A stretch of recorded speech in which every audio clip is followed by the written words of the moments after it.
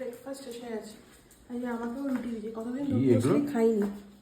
আমি আর রুটি আর খেতে পাচ্ছি না, রোজ রোজ রুটি আর ভালো লাগছে। তোর বাটার লাগানো আছে রোজ রুটি? আমার বাটার লাগানো আছে? হ্যাঁ। কোথায়?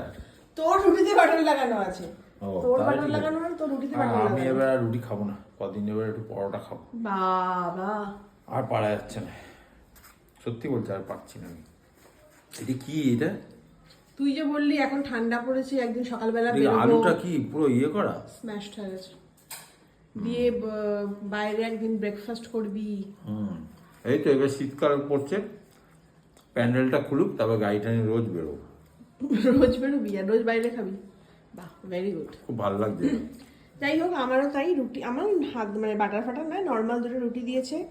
আলুটা না ঘেঁটে গেছে, আর যেটা ডিম দিয়েছে দেখো, ডিমের এখন একটা খোসা লেগে রয়েছে, তার মধ্যে আবার ডিমের ময়না তদন্ত হয়েছে। ঠিক আছে ঠিক আছে, তুই